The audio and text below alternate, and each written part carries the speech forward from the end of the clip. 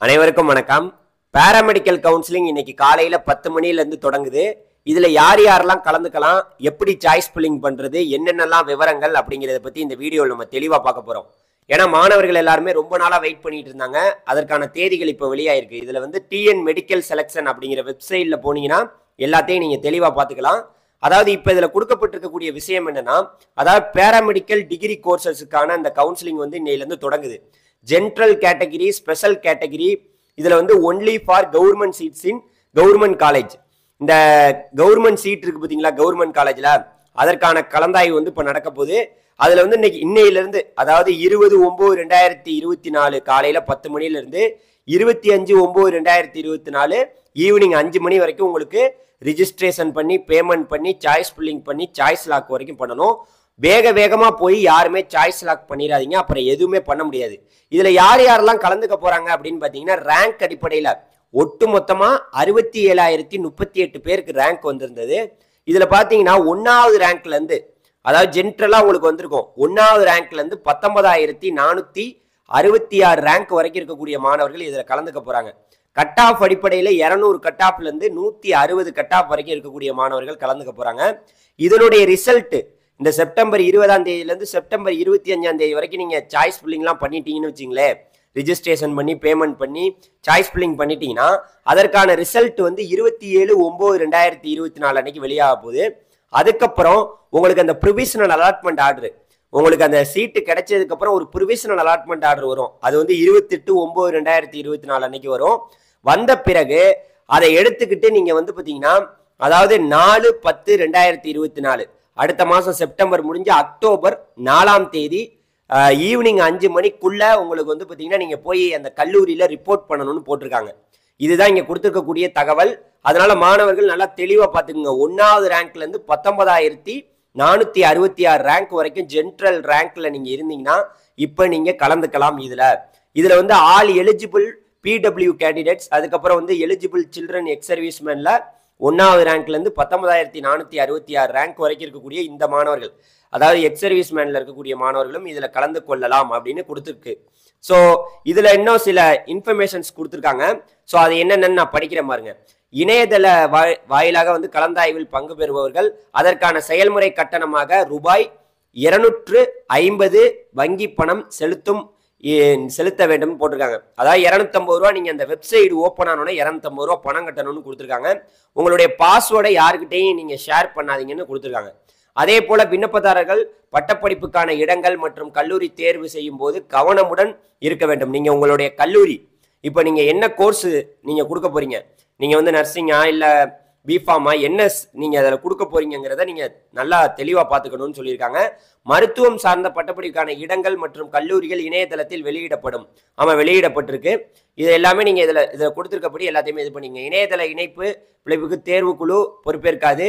மருத்துவம் சார்ந்த பட்டப்படிப்புக்கான சேர்க்கை இணையதள கலந்தாய்வு மூலமாக தரவரிசையின் அடிப்படையில் இடஒதுக்கீடு OC, BC, BCM, MBC, SC, SCA, ST அந்த கம்யூனிட்டி அடிப்படையில் தான் உங்களுக்கு சீட்டு கொடுப்பாங்க. மாற்றுத்திறனாளி மாணவர்கள் அனைவரும் தங்கள் விருப்பமான படிப்புகளை தேர்வு செய்யுமாறு அறிவுறுத்தப்படுகிறார்கள். இதை தான் கொடுத்துருக்காங்க. இந்த இதில் தெளிவாக இதில் எல்லாமே கொடுத்துருக்கு. குறிப்பாக நீங்கள் கவனிக்க, நீங்கள் பாருங்க, அதிலேயே போட்டிருக்காங்க, நீங்கள் ஏதாவது பண்ணிடாதீங்க. விண்ணப்பதாரர்கள் இணையதள கலந்தாய்வின் போது ஒரு முறை தங்களுடைய விருப்ப கல்லூரிகளை மற்றும் பாடப்பிரிவுகளை உறுதி செய்து விட்டால் சாய்ஸ் லாக் பின்னர் மாற்ற இயலாது. நீங்க சாய்ஸ் லாக் பண்ணிடாதீங்க. பண்ணீங்கன்னா நீங்க எதுவுமே பண்ண முடியாதுங்கிறத நான் மறுபடியும் சொல்லிக்கிறேன். அதே போல தன்னுடைய தற்காலிக ஒதுக்கீட்டை ஆணையை பதிவிறக்கம் செய்துவிட்டு பின்னர் கல்லூரியில் சேராத விண்ணப்பதாரர்கள் அடுத்த கட்ட கலந்தாய்வில் கலந்து கொள்ள தகுதியற்றவர்கள். இங்க சீட்டு 1வது ரவுண்ட்ல எடுத்துட்டீங்கன்னா நீங்க 2வது ரவுண்ட்ல நீங்க வந்து தகுதியற்றவர் அப்படிங்கிற மாதிரி வந்து இதுல சொல்றாங்க. அவங்க அதை தான் கொடுத்துருக்காங்க. தேர்வு செய்யப்பட்ட விண்ணப்பதாரர்கள் தனக்கான கல்லூரியில் சேரும் போது அவர் சேர்க்கையில் ஏதேனும் தகுதி குறைபாடுகள் மற்றும் தவறான என கண்டறியப்பட்டால் எந்த நேரத்தில் வேணாலும் உங்களை வந்து பார்த்தீங்கன்னா அவங்க வந்து கல்லூரியிலேருந்து விடுவிக்கப்படலாம் அப்படின்னு சொல்லியிருக்காங்க. அதனால செல்ஃப் டிக்ளரேஷன் அந்த ஃபார்ம் ஒன்று இருக்கு, அதை கொடுத்துருங்க. முதற்கட்ட கலந்தாய்வில் இடம் கிடைத்த விண்ணப்பதாரர்கள் தங்களது தற்காலிக ஒதுக்கீடு ஆணையை இணையதள முகவரி இருந்து பதிவிறக்கம் செய்ய வேண்டும். பின்னர் அதில் குறிப்பிட்டுள்ள மருத்துவக் கல்லூரியிலோ அல்ல மருத்துவ நிலையங்களிலோ குறிப்பிட்ட நாளுக்குள்ள நீங்க போய் சேரணும்னு போட்டிருக்காங்க. ஸோ அது நம்ம அப்புறம் பேசிக்கிறோம். இதுதான் இதில் தெளிவாக கொடுக்கப்பட்டிருக்கக்கூடிய விஷயங்கள்.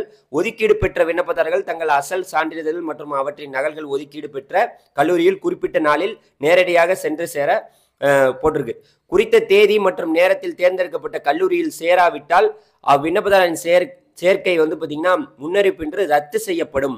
நீங்க அந்த தேதிக்குள்ள போய் சேரலைன்னா உங்களுக்கு பிரச்சனைகள் இருக்குங்கிறத கொடுத்துருக்காங்க. ஸோ அதனால மாணவர்களுக்கு நான் சொல்றது மறுபடியும், நீங்க உங்களுடைய அந்த தேதிகள் உங்களுக்கு தெளிவாக உங்களுக்கே தெரியும். இப்போ நான் உங்களுக்கு சொல்லிட்டேன் ஃபுல்லாவே, அந்த தேதியின் அடிப்படையில் நீங்க இதெல்லாம் பண்ணுங்க. இந்த தேதி தான் உங்களுக்கு இப்போ முதற்கட்டமாக இவங்களுக்கு நடக்க போகுது. ஸோ இப்போ என்னன்னா, நான் அடுத்து உங்கள்கிட்ட சொல்ல போறது வந்து பார்த்தீங்கன்னா எவ்வளோ இடங்கள் இருக்கு. இப்போ பார்த்தீங்கன்னு வச்சுங்களேன், முதற்கட்டமாக வந்து பார்த்தீங்கன்னா இந்த கவர்மெண்ட் காலேஜில் இருக்கக்கூடிய கவர்மெண்ட் சீட்டுக்கு தான் இந்த இதுங்கிறாங்க. இப்போ பார்த்தீங்கன்னு வச்சுங்களேன் எவ்வளோ சீட் இருக்குன்னு நீங்களே பாருங்களேன். அதாவது முதற்கட்டமாக நான் உங்களுக்கு காமிக்கிறேன். டென்டேட்டிவ் வேக்கன்சி, அதாவது வேக்கன்சி பொசிஷன் பார்க்குறோம்.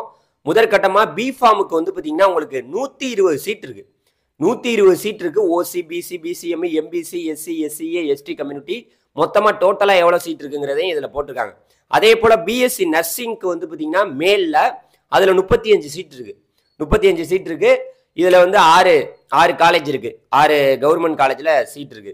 இதை நீங்கள் பார்த்துங்க, எவ்வளோ ரொம்ப கம்மியான இடங்கள் தான் இருக்கு.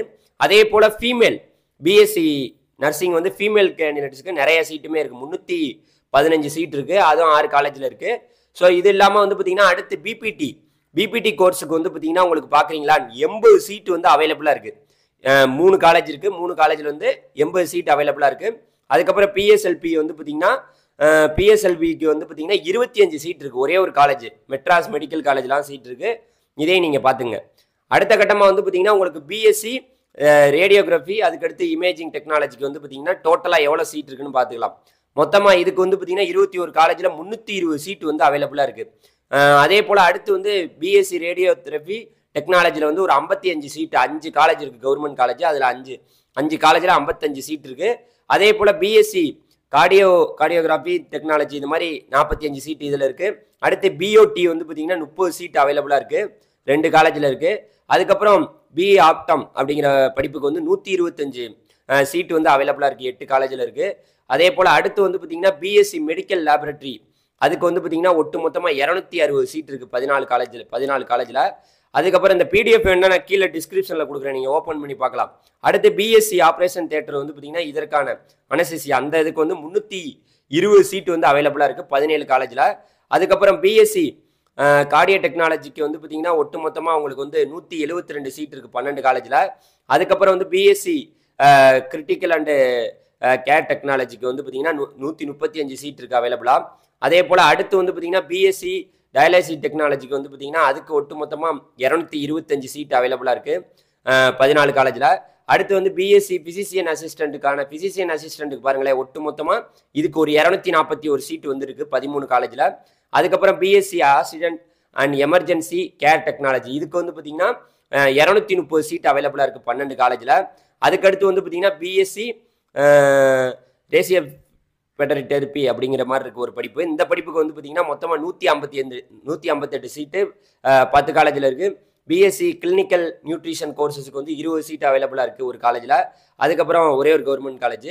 அதுக்கப்புறம் பிஎஸ்சி நியூரியோ எலக்ட்ரோ ஃபிசியாலஜிக்கு வந்து பார்த்தீங்கன்னா 40 சீட் அவைலபிளாக இருக்குது 4 காலேஜில். இதற்கான விவரங்கள் இதுதான். ஸோ இதற்கான படிப்புகளுடைய விவரங்கள் தெளிவாக கொடுக்கப்பட்டிருக்கு. இதை நீங்கள் பார்த்துக்கலாம் எதாக இருந்தாலும். ஸோ அது இல்லாமல் இன்னொன்று, அதாவது வந்து உங்களுக்கு வந்து இந்த பிடபிள்யூடி ஸ்டூடெண்ட்ஸ் இருக்காங்கல்ல, அந்த persons of with health disability, இவங்களுக்கு வந்து பார்த்தீங்கன்னா இவங்களுடைய பிபிடி கோர்ஸுக்கு வந்து பார்த்தீங்கன்னா அதுக்கு தெளிவாக கொடுத்துருக்காங்க எத்தனை சீட் இருக்குன்னு. அதில் வந்து பிபிடி கோர்ஸுக்கு வந்து 4 சீட் அவைலபிளாக இருக்குது எக்ஸ் சர்வீஸ் மேனோட சேர்த்து. அதுக்கப்புறம் வந்து பார்த்தீங்கன்னா பிஓடிக்கு வந்து 2 சீட் வந்து அவைலபிளாக இருக்குது எக்ஸ் சர்வீஸ் மேனில் இல்லை. அதே போல் வந்து பார்த்தீங்கன்னா அடுத்து பிஎஸ்சி கார்டியோ டெக்னாலஜி அதுக்கு வந்து 2 சீட் அவைலபிளாக இருக்குது. அதுக்கப்புறம் பிஎஸ்சி கார்டியோ டெக்னாலஜிக்கு இதில் வந்து பார்த்தீங்கன்னா 9 சீட் அவைலபிளாக இருக்குது. ஸோ இதனுடைய விவரங்களும் கொடுக்கப்பட்டிருக்கு. பிடபிள்யூடி எக்ஸ் சர்வீஸ் மேனுக்கான அந்த விவரங்களும் இதில் கொடுக்கப்பட்டிருக்குங்கிறத நான் சொல்லிக்கிறேன்.